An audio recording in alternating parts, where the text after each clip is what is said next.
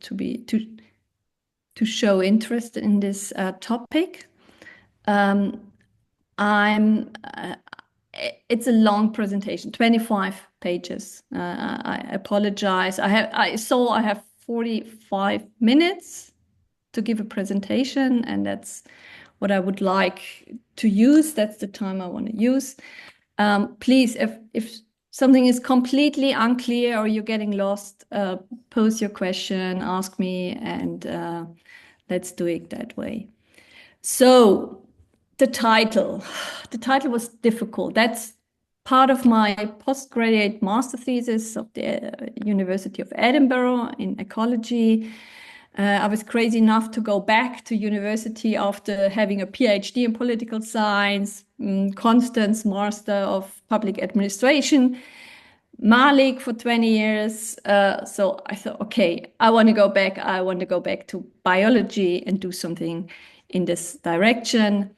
And okay, governance is our topic here. We all love governance and complexity. And I worked a lot in the public sector and with difficult topics. So that's the first concept here.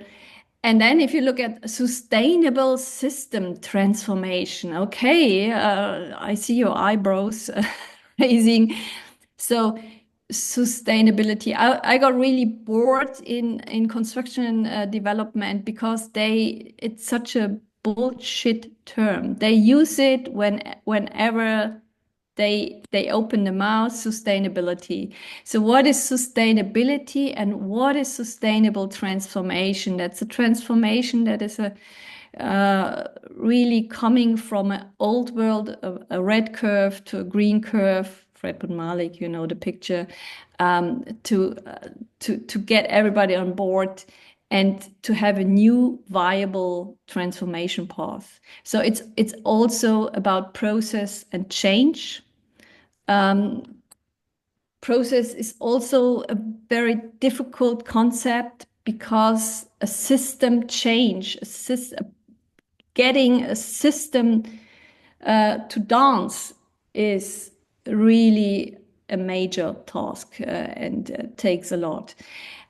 Cybernetic design, that's of course, I'm bred in the wool, cybernetics, also bio-cybernetics, FESTA. I worked a lot with FESTA concept. And then I used, of course, a case study, and that comes also from placemaking, from city, regional innovation. That's my political science history. And that's, of course, a tricky task to set the system boundaries here, place-based. And I thought, okay, Venice, because I grew up there, I had to spend my summers in the Lagoon. That was nice as a kid.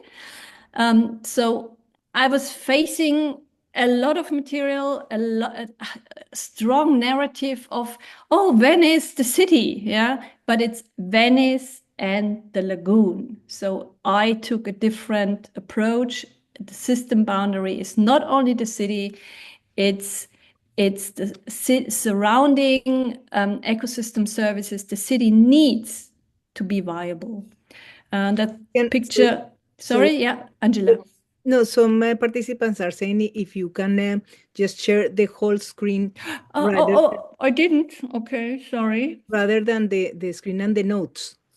Just that we tested it, but it didn't work. We didn't know. I didn't notice that when we tested it, but okay. That there is a bottom on the top in the right-hand side that is in German, but I think that you can switch from a presentation and notes to just presentation full screen.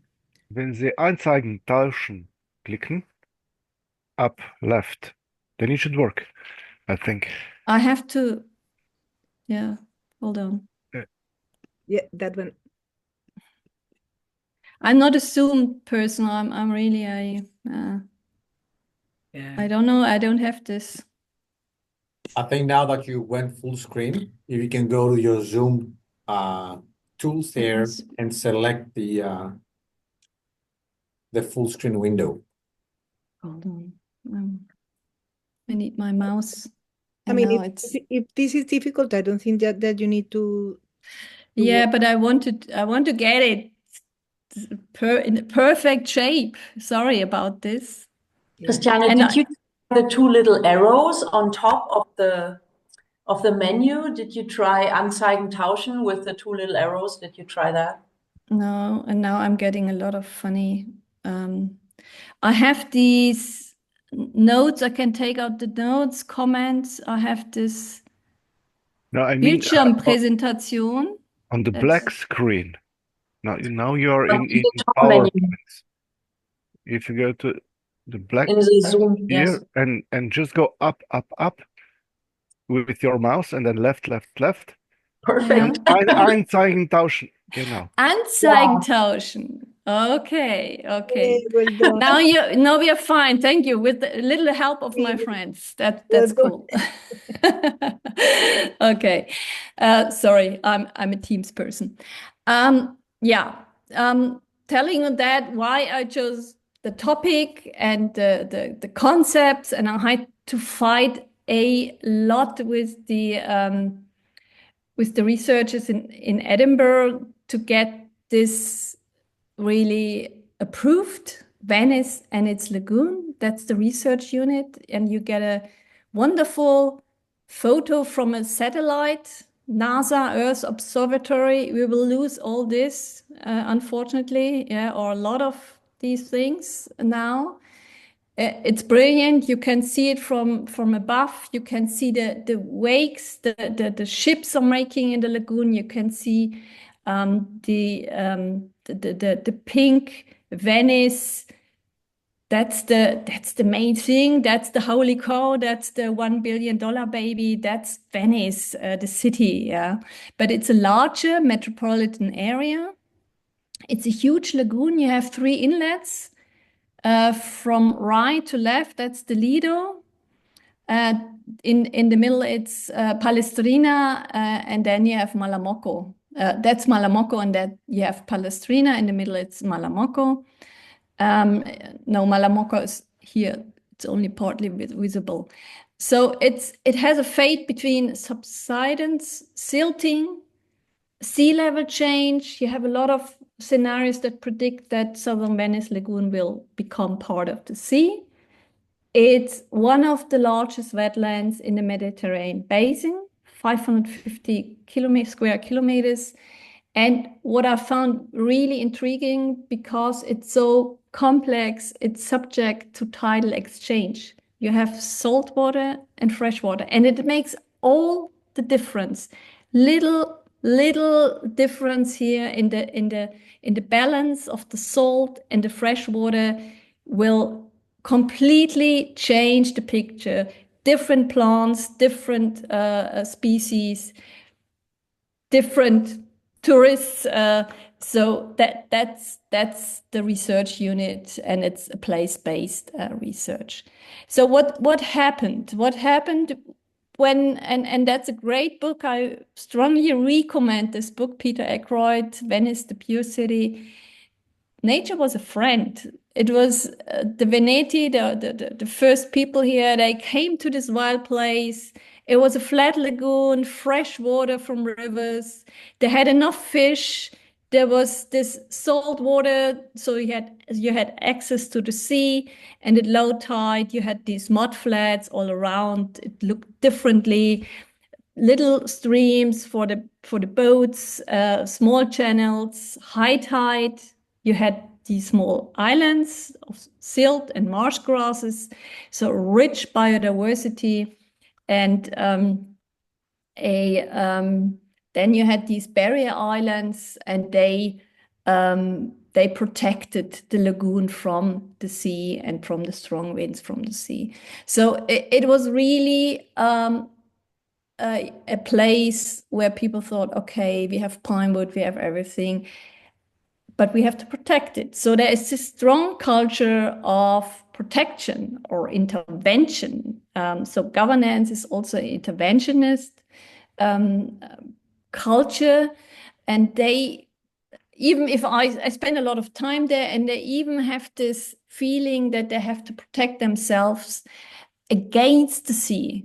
now they also want to protect themselves from the over-tourism, but the danger comes from the sea. That's a strong inherent narrative in Venice. And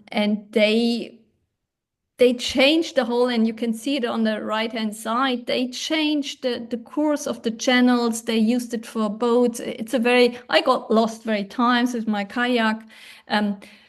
You need a fisherman to show you the way. And so and you see that it looks a little bit like this Mandelbaum and apple, this complicated cybernetic pattern, and that's nature doing it, and man working in the way that it works for them. So the surroundings, they provide ecosystem services to the Venice, San Marco and Burano, and the cities where the tourists go. And in ecology, you have this new concept, ecosystem services. Of course, you have heard of it. It's a control, because data is collected in that way now.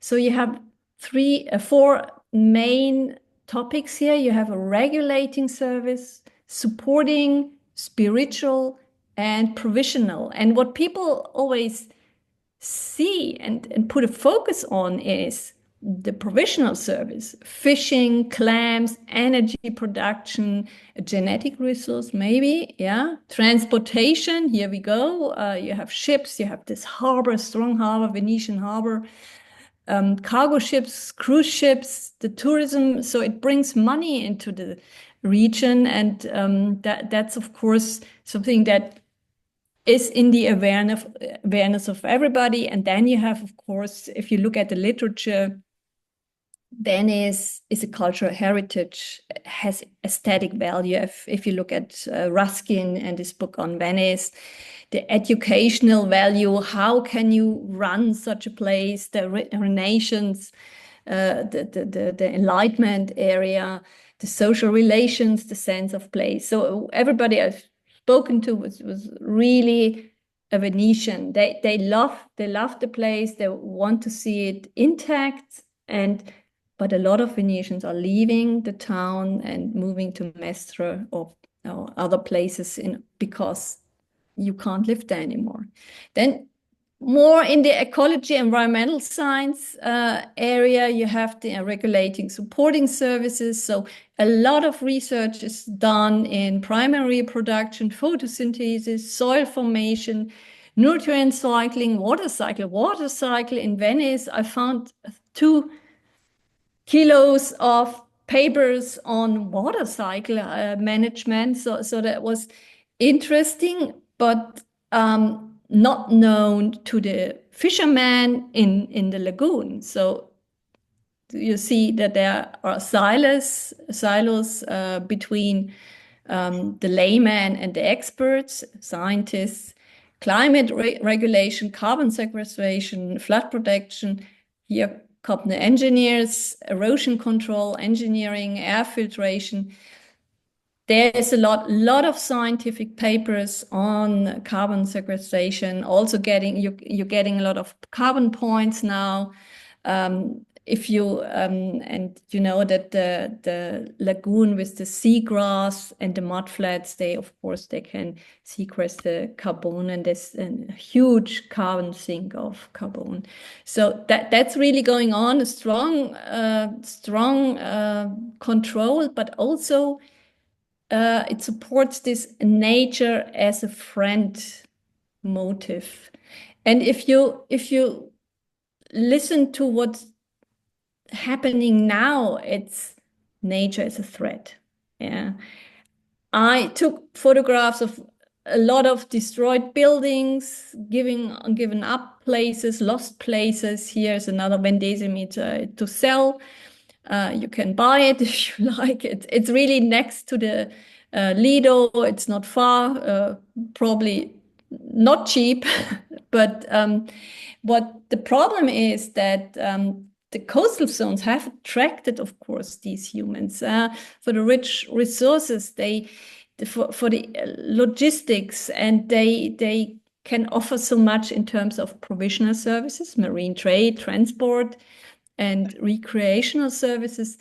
But of course, because of climate change, they're in great danger. So you have a lot of coastal growth in this area. You have, here we go, the construction development people, building, urbanization, land conservation. So you don't have this protection of much of the surrounding areas any longer, and a lot of buildings tumble into the sea now. The dikes are in danger to get lost. So Venice is doomed. That's the new narrative: risk management perspective, nature as a threat. But also we cannot go on like we did before. So we have to do something, in order to protect this either $1 million baby tourists, or this heritage, this spiritual place. But what can we do? How can we do it? And at what is the right time to intervene? That's the question. So what supports this dramatic perspective is really the historic warming of the atmosphere globally and in the basin. So not only the air temperatures going up, but also, of course, we have acidification of the sea. We have a annual mean temperature, and you see it's going up. We all know this picture now. I mean, 10 years ago, 5 years ago, everybody would have said, oh, climate change, is it real? So, but you have this long-term data. There's a mistake, it must be a 9. So it's really, even if we do a lot of smoothing, it's dramatic. The temperature's going up. That's a big problem, because that drives biodiversity changes, health problems, and so on. Invasion of non-native species. The agriculture is in danger because it's hotter, wetter, drier in a way. But the big problem is really the loss of biodiversity, because species can exist in a certain temperature range, and then they have to leave. They have to leave. Where to is another question. So if we look at the sea level rise, and that's just sea level rise, it's not the relative sea level rise.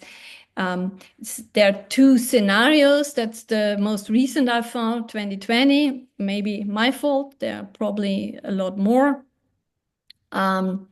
So, well, the first thing I want to say is that 76% of the population left Venice. Venice is here. It's in the. Can you see my mouse? Can you see the? No. Yeah. Yeah. Okay. Good. Sorry. So they're leaving the islands. They're leaving to Mestre, but the extreme scenario is really that the dark blue place will be water in 2100. So it's not so far away. It's not, well, at some point we are all gone. No, and the mild scenario is really this. So Venice is protected. They're doing a lot of things there to lift it up. But the whole coast and the barrier islands here, Jesolo, the leader of Jesolo, and all the tourist cities here, they are in danger. But construction is going on. Strong weather events become more frequent. So there is subsidence from the heavy buildings they're building in the suburbia. And both phenomena occur, sinking and silting. The aquifers, because tourists want to have a shower in the evening, they are dry, so they have to pump water in the aquifers, maybe salt water, in order to have a stable situation here. You have, of course, drowning, loss of salt marshes and mudflats. And they are a coastal storm protection, yeah, and they disappear, of course, with the buildings. Yeah, it's not only buildings, but my friends in the building sector and also the tourists, they love the buildings. Yeah, I love the lagoon. So, and when you talk to me in Berlin at the Metaforum conference, it's really the nature of the problem is the nature meets society, and somehow they don't get along. They're the wicked problems. Wicked problems is a concept, old concept, and of course we love complexity, but complexity starts here. And I found this nice definition by Walters, Adelet, and Miller. And of course, degree of conflict over the issue. And I can tell you, there are so many groups and people in Venice that they don't speak to each other. They have ongoing conflict since centuries. The number of stakeholders, a lot of stakeholders, they're not in the area, but they are somewhere else. Globalization, they're harbor or Chinese Silk Road people building the harbor.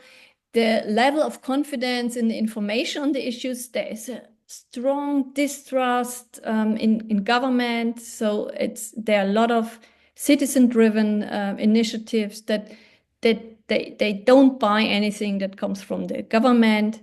There is a high number of alternatives. What can we do? Yeah, we can do a lot of things. I'll tell you in a minute.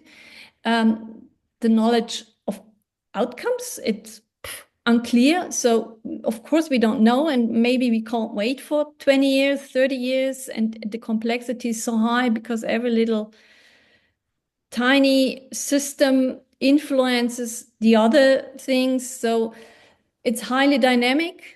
Venetians say, okay, if you don't like it, wait a while, it might change, or it's all changing, has been changing all the time, so it doesn't matter. Yeah, poorly understood environment, highly connected system, and a multitude of feedback cycles. Yeah, fester, unexpected tipping points. Yeah, at some point, example, overlooked, they got this blue crab, a huge crab that eats everything in the lagoon. And it came from the Po Delta, protected area. And it was kind of overlooked for 5 years. And now it's an invasive species, and it's rewiring the whole ecosystem. And nobody saw it despite all the scientific papers. Yeah. So on extinction cortex, a lot of species are dying out. Since Roman times, the Roman ate everything. so that is a long tradition of eating, living from the lagoon. And of course, the genetic pool gets smaller, and species are dying out.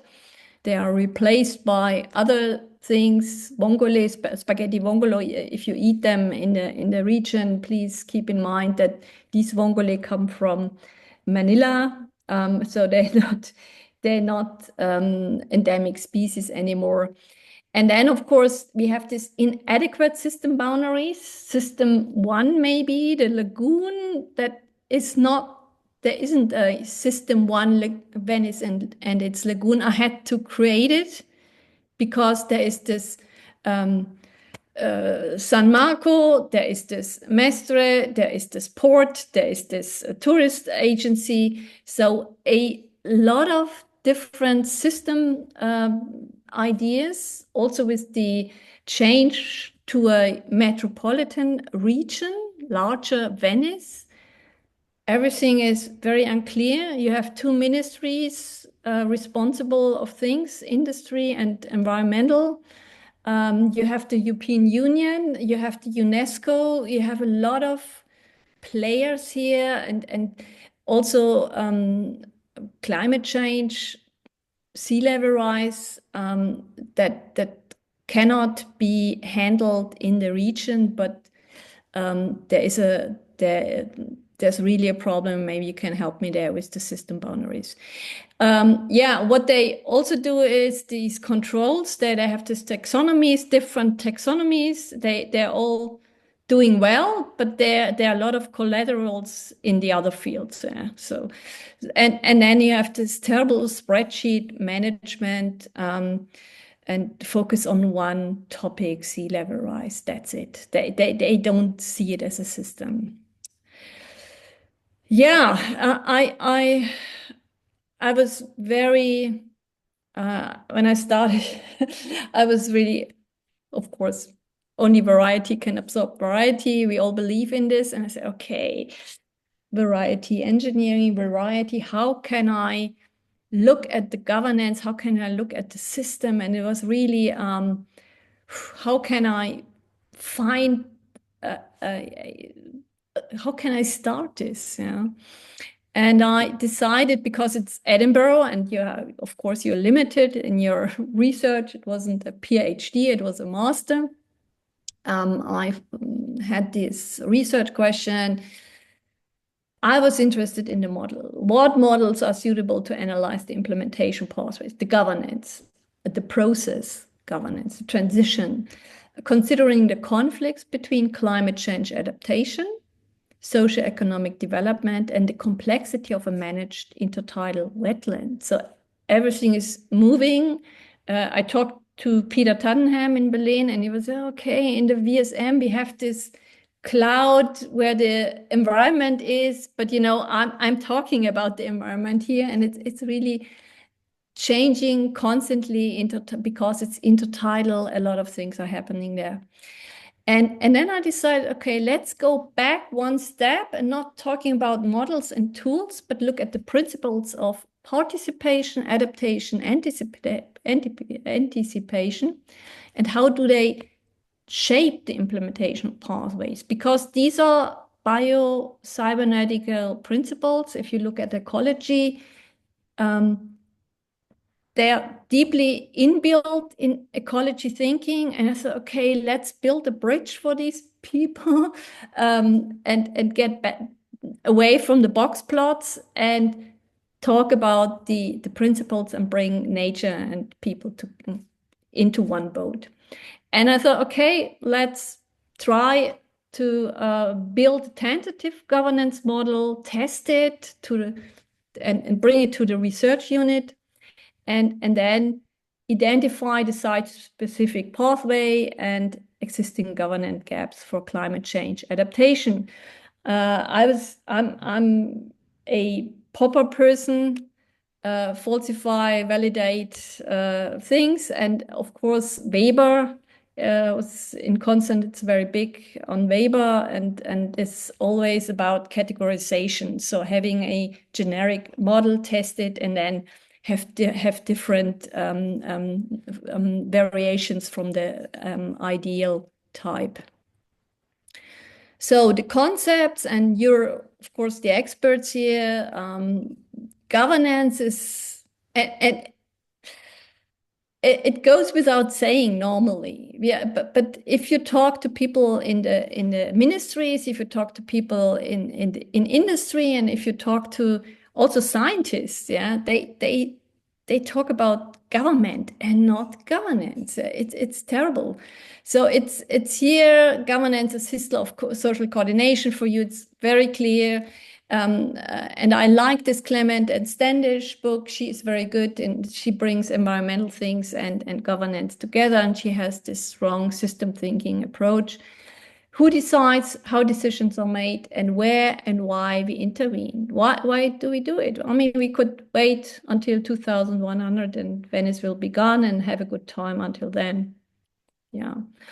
And then because of my past, it's not just happening, but there are a lot of cultural codes, narratives, a belief system that's important here. So I used also WAKE, the organizational sense making, to bring it into this governance concept, because I talked to people and the facts were clear. I mean, we see that today. Facts are clear, but people believe something else. Yeah, okay. We have to deal with it. Yeah, we can't say, oh, you're stupid, you don't understand it. It's complex, and very often we don't know the facts. Yeah, we just claim we have it. So it's the belief system, the organizational sense making plays a role too. And then I told you it's a process, it's an evolution, it's a kind of Maturana, it's an evolutionary perspective, transformational governance. It's really big in the social science now. This transition, how do we manage the transition? And I think the cybernetics has a lot to add and contribute here. It's either reproduction or invention of solution, and to define a pathway for this complex situation, and there's a time and a place for everything, so it's a specific spatial and timely context. And I wanted to see the path dependency. That's also an old social science concept. And how can we make sure that we have a new path evolving through a paradigm shift? And we of course, there are a lot of policy concepts, and they come with money. The nature restoration law, it's not valid in Italy, but they must do it. Yeah, it's now a European concept, but there are a lot of concepts, and nothing will happen.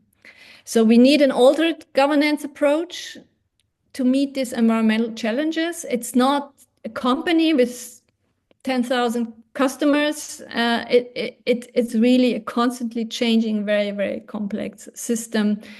And but what we see at the moment is it's top-down managed. It's a prohibitive approach with governments, legal bodies. I looked at the meetings. I looked at the legal committees.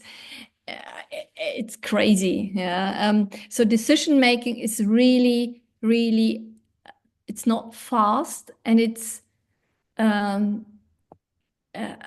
terrible process. You have a lot of meetings and silos, and it's really not happening. Holling and Meafy, they tell us we need to be more multi-level, intergovernmental decision-making, polycentric, participatory, multiple stakeholders in the decision-making and the execution. That's very important. So that's one important concept. I could have quoted Stafford Beer, but you have Stafford Beer on your agenda. So that's how the ecology people, that's where we stand at the moment. Participation, yeah, that was not a concept in ecology, because you had the experts, you had the data, and people-led initiatives, they can only be wrong, yeah. But now we have this new conservation concept, and it might be a game changer to accelerate implementation. So that's what we do in disintegration. We take people in, we say, okay, let's look at the problem. What should it be, and how can we get there? It helps to get some understanding and commitment and compliance, and it could be a good idea to try it out. I mean, I tried it out in cities. That's why Gebhardt is here in Brainport, and it worked. It worked. They have a sustainable city district here, and they're still doing it. I'm very proud. Very, very good community. So participatory approach, citizens are considered a new stakeholder group, and amateurs gain a new stake in governance. So it's not only experts, not only politicians, not only industry and committees, it's also this people living in Venice, interested in the fate of the ecosystem, and they relate to it, they depend upon it, the fisher, the farmers, and so on. Then we have this strong trend of environmentalism in ecology, local empowerment, so that's this learning, and now we're coming to this adaptation, enabling new stakeholder groups, local interest groups, smaller municipalities, because they don't know, and it's not so easy. I mean, I'm struggling with all the different provisional services, regulation services. There must be education in order to get a eye-level decision-making board here, if there is a board. So it's important to mention that we're talking about climate change adaptation, sea level rise. So you have to do something to adapt to this new climate. You can't stop it. I mean, it's not like climate mitigation where you say, okay, we have this pollutants in the water, let's get the garbage out of the water. It's not that easy, because people have to buy in. They have to believe you that what's happening now is related to the fate of their existence. It's a different field. And of course, I did this. I picked a case in Europe, because democratic structures, governments that set biodiversity targets for species protection, habitat conservation, and so on, they must justify the intervention and policies to the public. In other autocratic states, they don't, they just do it. And that's happening in Africa. They do it, and then they get the carbon points, and the carbon points, they are transformed into money, and the money goes into the Swiss bank accounts of some regime dictators. So that's participation, a strong cybernetic principle. Only variety can kill variety. Adaptation, of course, also for us, it's a very common sense concept. We have here the constant natural change of intertidal wetlands. They're changing, and the lagoon will disappear. It's a normal fate of lagoons, like a normal fate of human beings. We have to die at some point. We have to change. Metamorphosis, butterfly, and so on, from Festa. So it's changing, but we don't know how is it changing, when is happening what. So that conceals the need for a new organization setup and program. Why should I intervene now? It's not necessary, because I will live happily for another 100 years, and nothing will change. So it's very often disputed if you intervene, and we all know this from our own experiences. So there's another strong concept, that's ambiguity.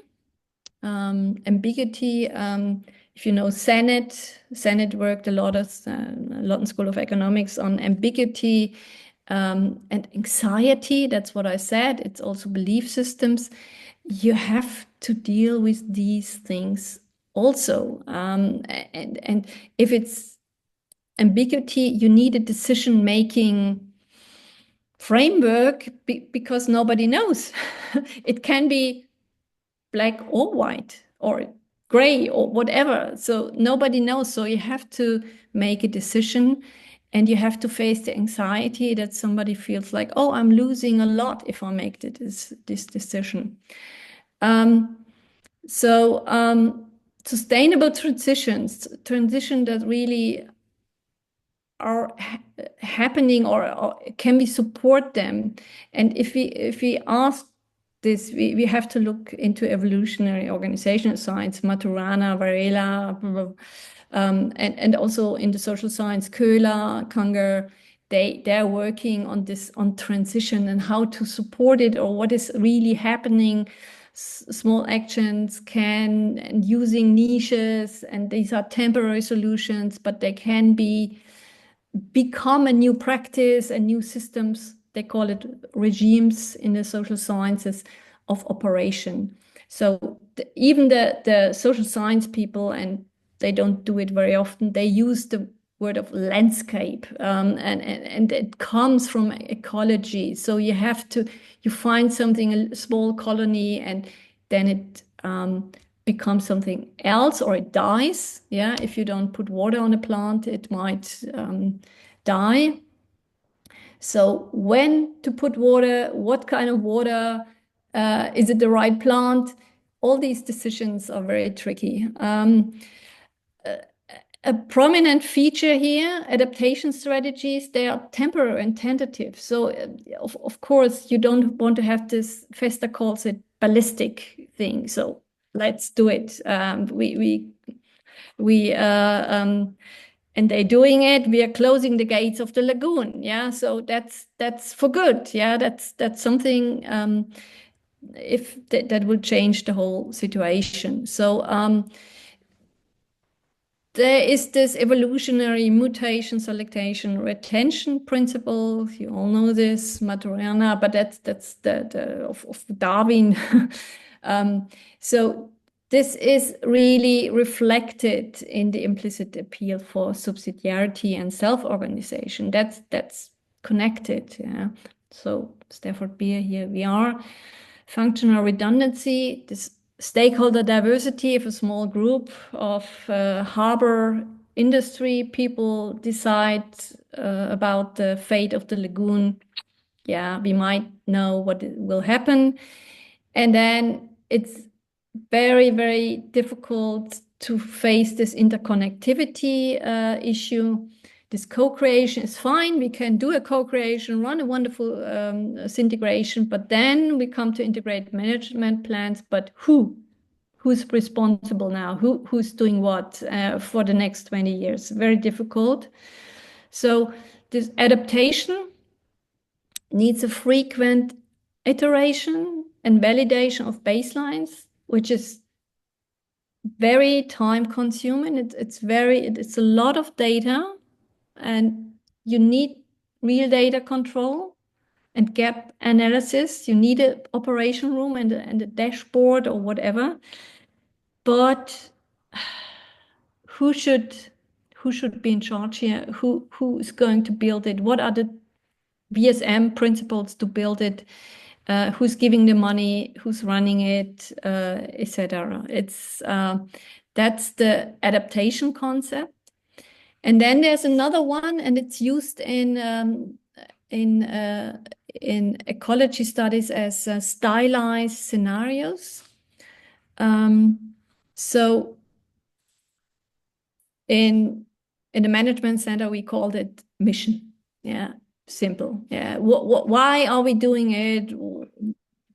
What are we believing? What is our value here? And if you don't have a good management structure, it helps. It's a support to help this contributing to the change agenda. So what is used is target images of a possible future, and it's not one future, it can be a complete different future. And I use this in district development very often, because then people realize, okay, if I do this today, it might be a different district. And then we give them maps, or we give them pictures, and then we have a wonderful discussion about these target images, and what we do in that way is we help to provide another element and a learning journey, a reflection room, to reflect: are we still on a good way? Are these the values we should maintain? Do we need to change? And that's a good way to prepare for change, and say, okay, if things are changing, we have to change the plan. It's not happening at the moment in the Lagoon. So it's rather evolving, and you have to keep track. That's the problem. And my good old friend Lud said, the capacity to develop new options is more important for innovation than past performance. And interestingly, there are a lot of things he did in innovation are highly relevant for this area. He kind of coined this anticipatory approach, and related it to the knowledge-based system. If we run this, there is a way that there are different ways of knowing. Innovation comes from different places, and we need to allow for interaction, learning by doing, advisory, bringing stakeholders in, onboarding, exit of stakeholders, discussion, reflection, reframing, altering narrative. So these three, and I had to limit my my forces. These three principles I brought into this tentative model, and I said, okay, hypothese: if participation, adaptation, and anticipation become fundamental principles of environment governance, the variety of the steering concept matches the complexity of the site-specific wicket or just problem. Wicket because it's not only nature and it's not only society, but we have to think it together. I asked these questions. One, the Roman one, is there an expression of these principles in the pathway? Are they using these things? Are they employed in the steps? I'm explaining them in a minute. Will audits assess the application of principles? Are the key principles continuously respected in the process? So what you normally do is you need to start somewhere. You need a baseline, a tentative baseline. That's the red circle here. What is the current state? What is my understanding, site-specific nature of wickedness, or call it complexity? I like it better, actually. And then relate it to a target image. Do I like what I see? Do we seek a different future? What kind of futures? There are different futures. It's only one bubble, the green bubble, but there can be more than one. And then, of course, you have to look very frequently during the transformation pathway. Are we somewhere on the right track? Do we have the right stakeholders, the variety in order to address these questions? Do we have a kind of control? What kind of control? Is it real-time control, or do we meet very often? You see it in the right corner tomorrow. They have these integrated management plans and intervention points. You have to question this frequently. So it's really easy, but that's a good research design. Keep it easy. It will get more complex while you're working on it. So I use this to look at Venice, and they told me, you can't run a sensitivity analysis. I can do it, of course, faster. Use a problem tree, please. Okay, so okay, I'm doing it. And I said, let's start with the narrative, the core problem, right in the center, sea level rise, threat to Venice and Lagoon. That's the core problem. And then look at the effects. What is the effect? Biodiversity loss, it goes through habitat loss, the blue one, the causes, and the habitat loss, the salt marshes and mudplains. They have, of course, second level causes, and it's really part of the biodiversity loss. If you look at the sea level rise, it's a man-made problem. It's not a problem for nature in a way. It's a problem for the ecosystem services. So if you follow this link to the decreasing social sustainability, you have, of course, the buildings fall apart. You relocate to the coast. I told you this, 76% of the population has already left. There are health-related problems. So, and then, of course, you have these people leaving, dwindling stewardship. People are not interested any longer. They live in Mestre. They come to work in some of the souvenir shops and leaving. And this heritage, this Venice becomes a museum. Yeah, that's a problem. But I looked at it and said, is this sea level rise really the core problem? And you can, if you follow this cursor, the trigger to all this, and if you go to the effects, the causes, second level causes, and so on, is the accelerated climate change. It's faster and faster. Temperatures rising, the sea level rise belongs to it, okay, but shifting salinity, different species, extreme weather events, heat waves. So what you have is range shifts of species. They're leaving also or dying because they can't leave. Extinctions. You have this biodiversity loss. You have this failing regulating and supporting services. You have this, because if that's the basis, this environmental degradation, and you have the failing provisional services. Yeah, you don't have clean water anymore. You lack the food. You get the food from Milan. Housing problems, and that's the biggest problem in Venice. If you talk to people, affordable housing, because everything belongs to Airbnb. So maybe, and that's the current state. So the accelerated climate change hasn't entered the agenda in a way that the core problem, the sea level rise has.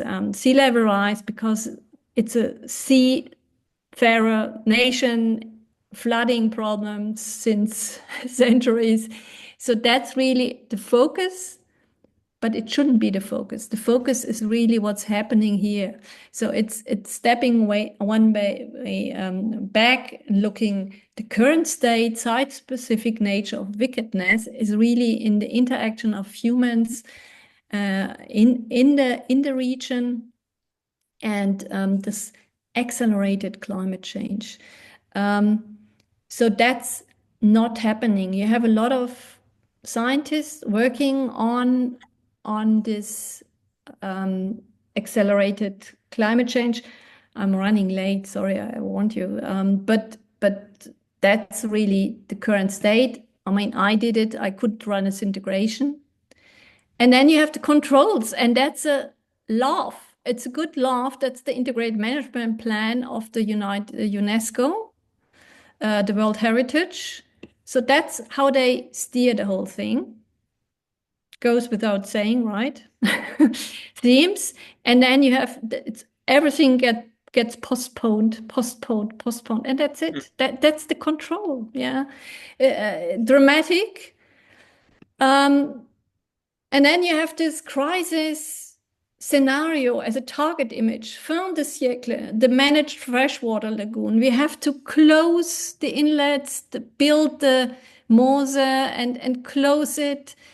We have to relocate the harbor, build a new, this point here, a new port outside the lagoon, drench the canals, bring up more cadmium and everything. So this dramatic engineering approach in order to rescue the Venice, the museum, bringing water into the aquifers, bring it up and protect it, building dikes here, a lot of construction work. So that's the target image of the possible future.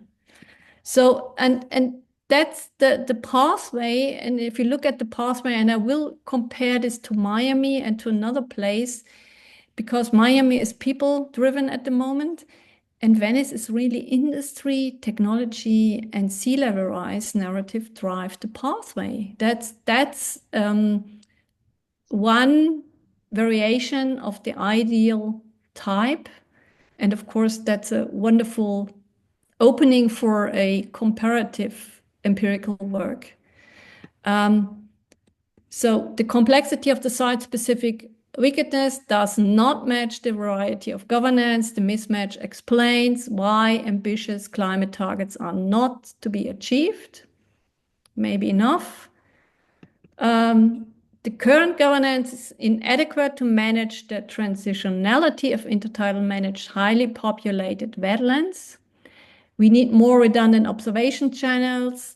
Constant adaptation and integration of topics and stakeholders are needed. So we need something else that's not, you can't wait for 5 years until we see what happened when we intervene somewhere. And then good governance must define the system at focus and recursion, and also define recursion levels. All stakeholders on board, obviously not. The Lagoon is not on board. There are ideas like legal personhood, not discussed here, discussed in Spain. There is no room, there is no system, Venice and its lagoon. It's either the city or the region or the lagoon. So a lot of activists are demonstrating for affordable housing, but they don't care about the lagoon. So there is no perspective on this state, and there is no joint mission and related to this system in focus, this new system in focus. And then there are a lot of highly influential international organizations coming with money, UNESCO's Ramsar, European Environment Agency, but it's completely unrelated to the population, what UNESCO is doing. The national government is not matching with funding. So it's kind of an alien concept to a lot of people. And then there's no innovation, like the tax-paying port. Yeah, they could pay taxes, and then the money could be used for restoration. Shipping companies, that the hydrogen terminals in Mestre, the new ones, Marghera. So there is no interconnection. Everybody's collecting carbon points or bio credits or whatever, but it's not happening. And there is no real-time control apart from flood management, because that has been a problem since 500 years. Who runs an operation room? That's my question, Panos. That's my always my, how can it be done? There is no high performance team. There's no responsible team. They don't talk to each other. They can't react quickly. And high performance teams, they should bridge the expert silos, mitigate conflicts, keep the ball rolling, the implementation process, ensure the ongoing integration, validation of stakeholders' topics. Also educated citizens and knowledge transfer. There is a lot of cutting going on in terms of we don't need education in Venice. A lot of programs for the kids in the lagoon canceled, knowledge transfer canceled, so they rely on the European Union. And the European Union is now on a track where industry matters and defense. So I'm not sure whether this will be in the focus any longer. And if you really want a change of paradigm, there must be some organizational readiness of the decision-making apparatus, and there's no urgency. There is this grand scenario of closing the gates, fin de siècle, we will all die. You will get more tourists because they want to go to, they have it on the bucket list, they want to see Venice before it's sinking. And then the monitoring progress, it's really, there is no data. I mean, I was desperate integrating data, and that's really not, there's no incentive for doing that. There's no money, there is no place. They wanted to build some operation room or observation thing, but no money, of course. And if you don't have information from different sources, integrate them, look what will data tell you also with the layman. You can't revise your plans, yeah, and then you postpone things, and the plans are they have no value, yeah. At the same time, the early indicators are completely ignored. So science is doing work on regulating, supporting services, and all the rest is interested in provisional indicators. Response time, how long does it take for a blue crab to enter the system, rewire the system? Takes 5 years. Yeah, nobody knows that. Yeah, now you find it on the menus. You can eat a blue crab in Venice if you go, but that's not the right answer, I guess. So and second order dynamics, no idea. I talked to a lot of people. It's not part of my responsibility. I don't know.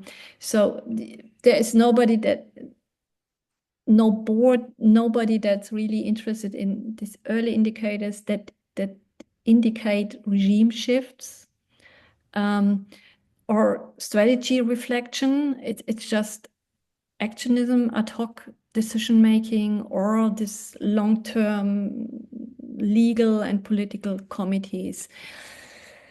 Yeah, so a dashboard, if you want to build an operation room, and let me show this because I had a long discussion with Peter Tuttinger, and he was, if you look at the blue and the gray amoeba here, that's the lagoon, Venice and the lagoon. And now you define system 1, 2, 3, 4.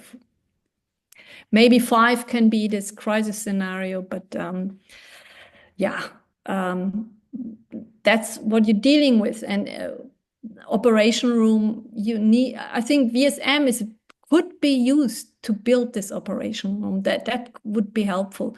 But who is doing it, who's in charge here, and so on, that's of course also relevant. And then I'm still struggling. Did I get the recursion levels right? I'm still, what could be R -1? I looked at Venice and it's Lagoon, and it's not real. It's my Venice and Lagoon is my region. What can be recursion level -1? I don't know. So that was a lot. Thank you for listening. Do you have any questions? Thank you, Christiane. Fascinating and extremely complex case study and an analysis. I am pretty sure that we are all full of questions. Yes. So who would like to start? David. David. Christiane, that was an extremely well thought out and fascinating, what I would call social political analysis of the problem, taking account of all the social, political, and organizational issues that you have to challenge. And it's something I'm particularly interested in because as a VSM person, I'm of the opinion that VSM the model that you put up, which is, a starting point, has to be complemented, I believe, by a full understanding of the social and political issues that you'll have to encounter in order to make it happen. And I think you've identified those very clearly. I wasn't clear, actually, from your model, where the tourist industry comes in. Where is that? The tourist industry seems to be part of the problem. Did I miss it? It's here, and it's not part of the problem, but it's a strong trigger. It's here. It's this over tourism. It's in the globalized economic growth, harbor modernization, daylighting, toxic metals, monoculture, and here it comes over tourism. But it's a strong driver. You're right. Sorry. No, I mean it's a very complex. I would put that at a high point in the factors that leading to some of the problems. But that's just a personal issue. But thank you. That's been very helpful. Thank you. Thanks. Thank you, David and Christiane. Christiane, do you mind stopping the sharing? Yeah, sure. I think I wanted to see each other a bit better. Okay, who would like to engage with Christiane?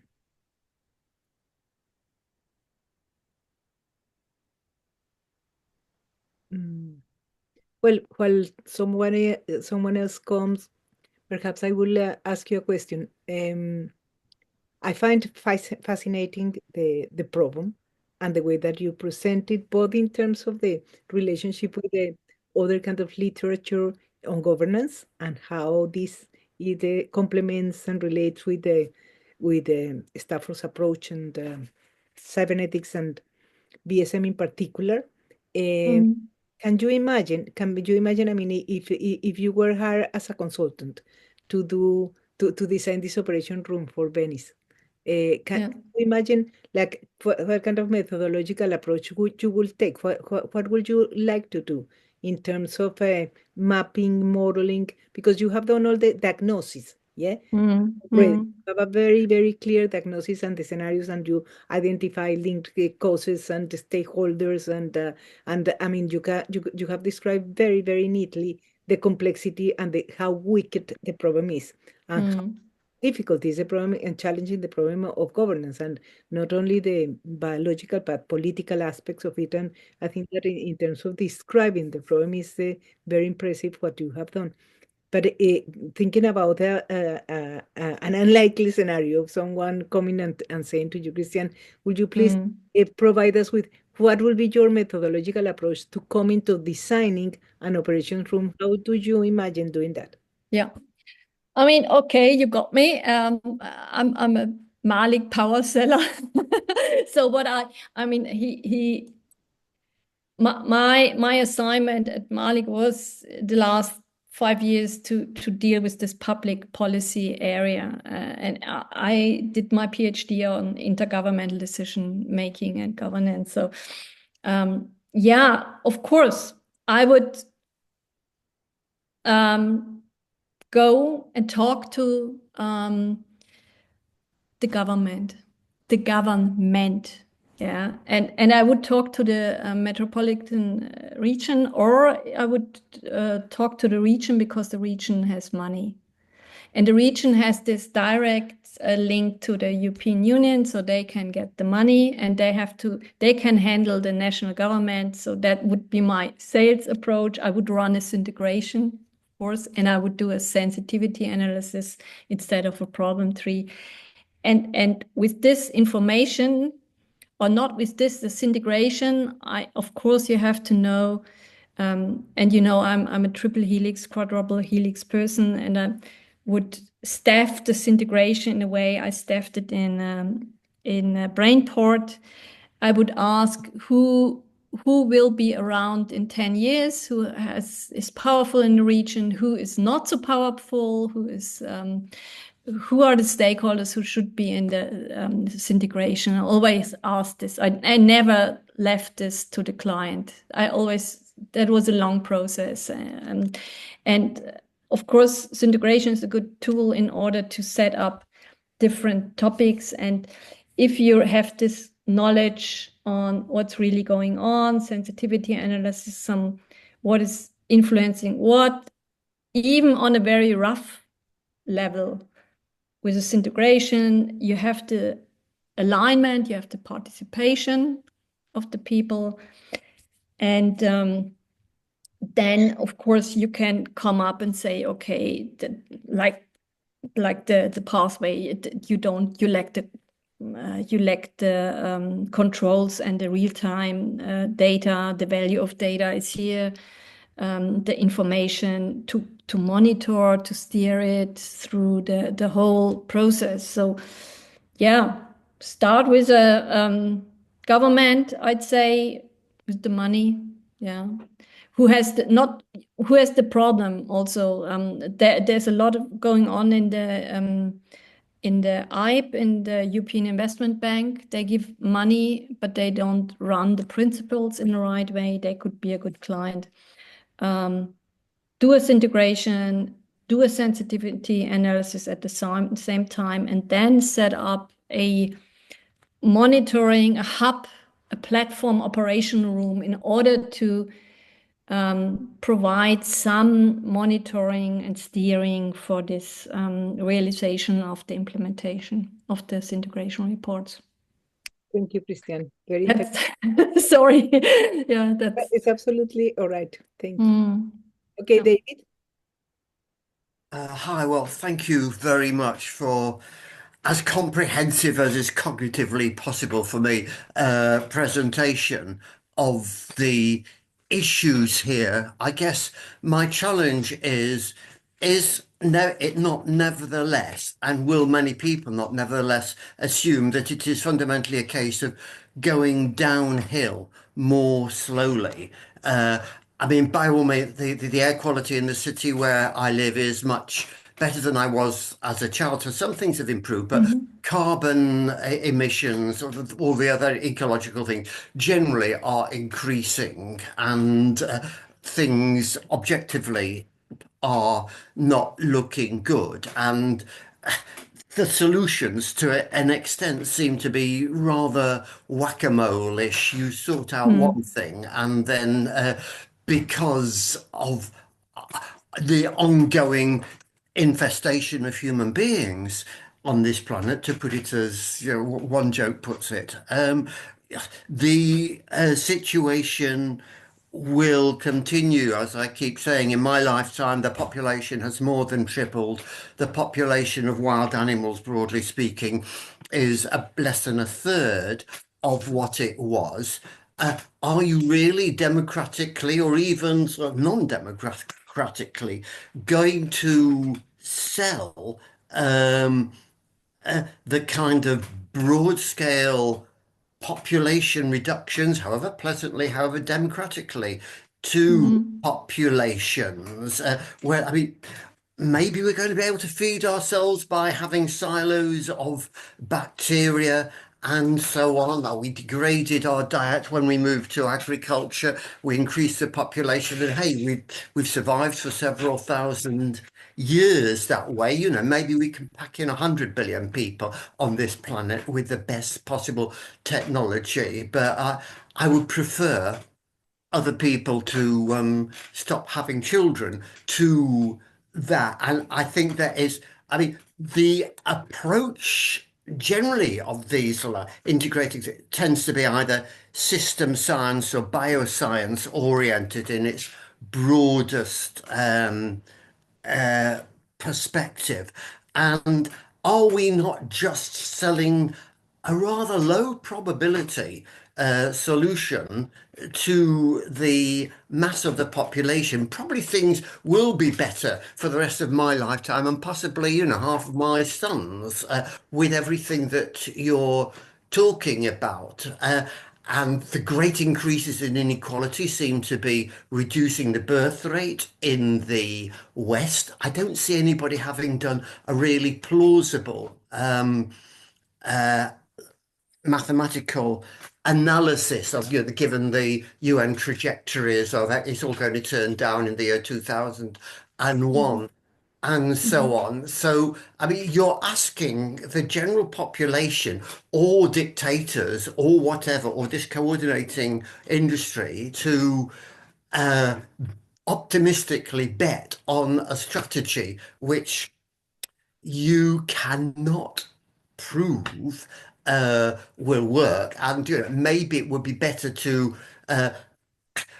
get a large population collapse over and done with relatively quickly and bring us back to a couple of billion or so, rather than have a plethora of tiny little fixes and a more constrained, more governed society than we've got now. I don't want to believe the sort of things that I'm saying, but I think these questions should be faced. Okay. Well, thanks, David. I'm trying a quick answer. Okay, 9 billion human beings, and I started with a site-specific thing because people can relate to it. Okay, you have little, fireflies and not a big, we have a solution to this thing. And I mentioned citizens, people can be a game changer if they're involved, if they're educated, if they're faced with the situation, if they're asked, engage in self-reflection and so on. And the only thing what I can do as a consultant, coming back to Angela, is setting the stage, getting the attention and keeping them. And I can do it. I'm really good at it. It's keeping the ball rolling. And what the political policymakers are doing now is they create these living labs. And these living labs are labs where you can try it out, where you have new players, where innovation comes from different. And okay, 9 billion human beings, but and you mentioned your sons. Yeah. So I'm the son of a can I do? child, so What can I do in my hometown, in my region? How can I? And people can be engaged here, I think, and it's very difficult to discuss this very abstract. It's not abstract, but this threat of too many people on this planet. That's something that's a nice intellectual thing. But in consulting or in also in getting things done, you have to start with the site-specific place people relate to. That's my feeling. Yeah. Or you can do nothing, allow free fall, and allow extinction. nature to solve the problem in its own way. Yeah. Okay. Yeah. Well, okay. Judith, I think, has lifted it since. I was also impressed by your quite depressing or frustrating keynote, but it was fascinating. But with regards to the management of this issue in Venice, literally everything is missing, right? I mean, there is no foundation for a sustainable solution. But at the one hand, I would say there's no quick fix.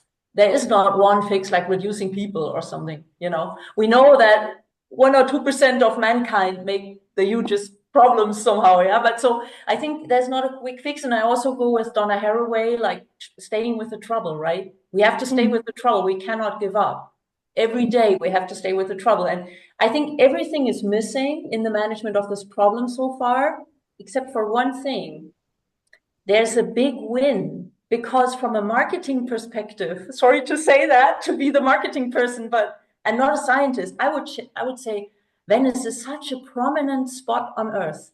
It could be so prestigious. It could be such like a lighthouse project saving Venice, for me, it's also, it's a limited space and area. I mean, it's huge, but it's not, it's not the whole world. It's not the whole future. It's just this area. And aren't there any people that are really interested in like having this prestige for them by running such a project and by steering such a project? And there are 2 good effectiveness studies on the VSM with regards to government of such complex problems. Yeah.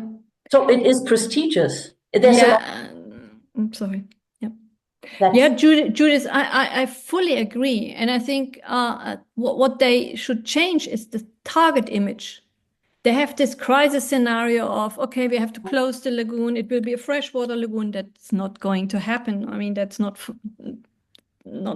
valid, yeah.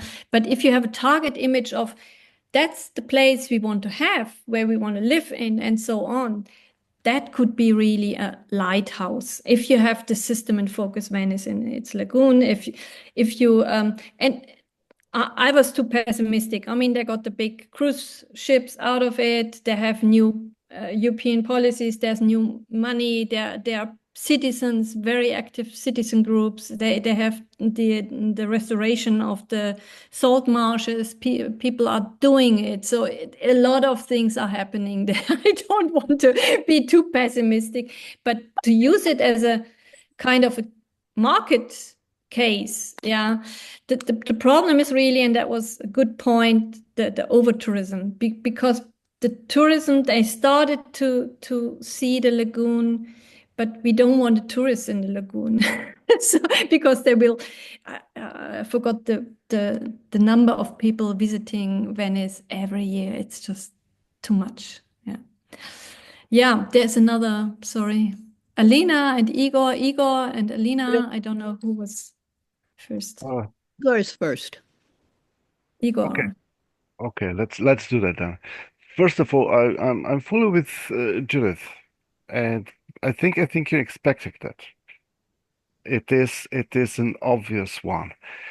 Second, you know, I like the fact that you have corrected your grim picture to a little bit less grim right now in your last comment. So there is hope.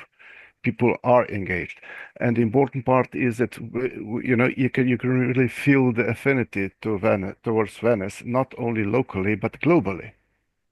So it can be a lighthouse, and you can find support with concentrated organizations like government. Of course you can. Of course there is a trade-off, but you can also, in this particular case, you can find support all over the globe, because it is a lighthouse, and you can run it as something like that. That is the first one, the first comment. The second comment is that, you know, by doing the homework and trying to point out the level of complexity, the level of complexity is not really above our capacity to deal with it. So you can actually do it. It is doable, and basically just putting out the proof of case that you can get a relatively small number of people, because Venice is really small comparing to huge cities, to live with the nature and coexist. And you know, if some people really want to see a lagoon, yes, they can, they may, but the tourism should be sustainable.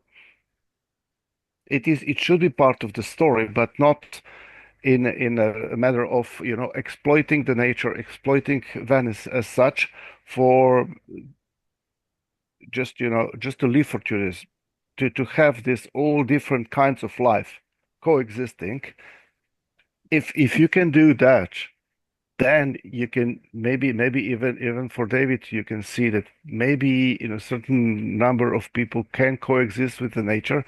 We don't need to be eradicated, but and then you have a case which can be copied all around the world, which is important, and even more important than the project itself. If this is something you think it's achievable, do you think it is achievable? I mean, there are other cases that are more progressive, Miami or in Hamburg. So you have port cities, and I'm using this because the port plays a huge role next to over tourism or to tourism. But I've spoken to a lot of people, and there's this funny cognitive dissonance, because they need jobs, they need money, yeah. So they want to work, they need the harbor, they need the tourists, they give their houses, their apartments in Venice to the Airbnb, because it's a source of income. And I don't see it that pessimistic because it's a lot of things are going on. It would be better to have a national government that ratifies the national restoration law, and then you have a good intergovernmental stream of funding. You can build this case. Venice has the money from industry to make the dikes higher, to have the Moses flooding barrier stronger, to build the harbor.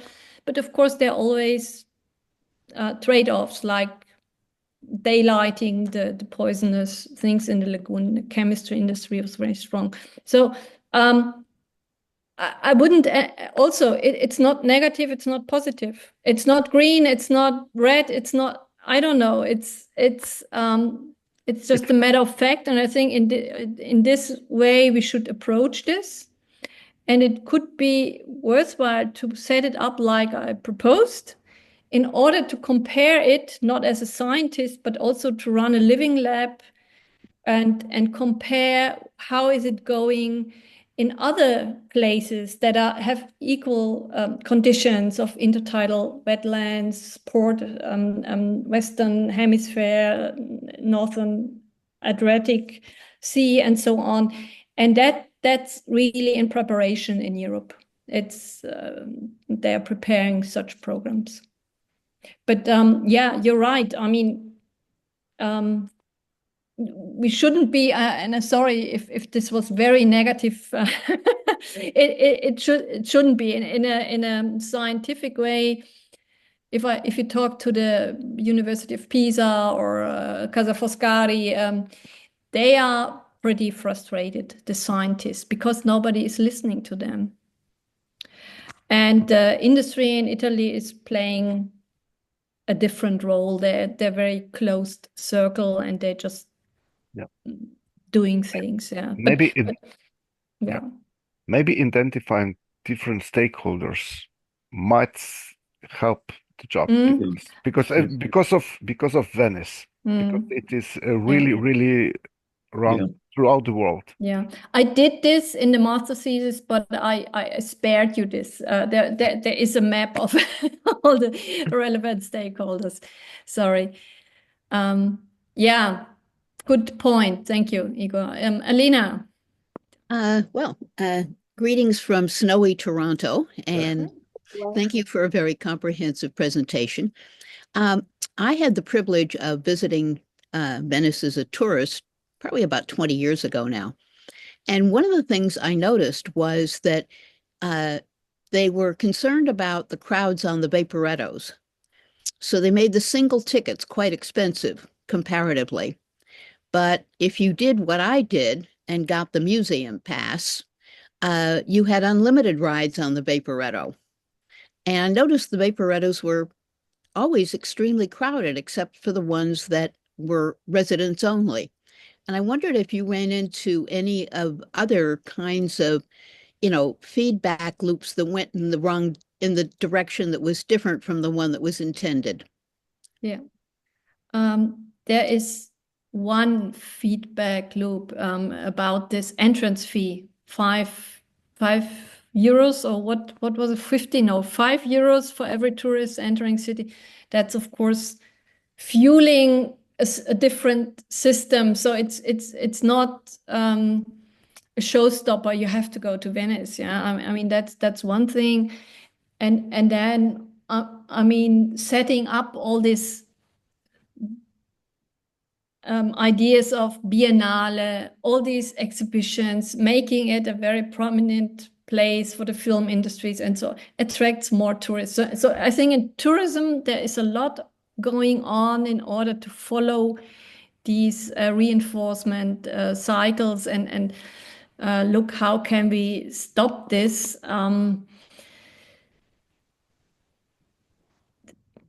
Again, people are living from industry, and every Vaporetto captain wants to have the tip from the tourists. So you have to really reframe the system and set new rules. And they have a new rule for the Vaporetto, that is the That's a day pass from the regions from outside Venice. You can be in Mestre and have a cheap train or boat into the city, and that's incentivized. But then you have this day tourism. And day tourism isn't that good because people don't eat in the city, they don't stay overnight.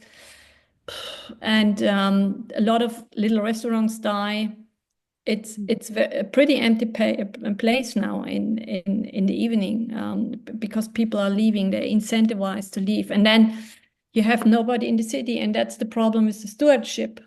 Nobody thinks it's relevant to protect this spiritual place. So there are a lot of, and I will for my book I will run a proper FESTA sensitivity analysis because I want to do it. Well, Yeah, thank you for this. I thought that was interesting idea. because if they had raised the price of the individual Vaporetto ticket by a bit instead of by a lot, probably the Vaporettos would have been less crowded.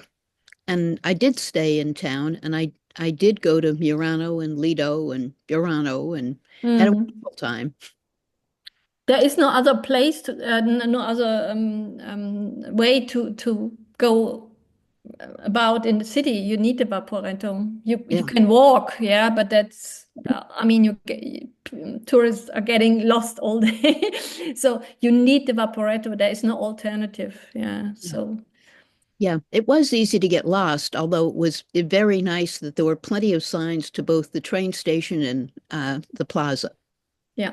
So you could always reorient yourself that way. Anyway, many thanks.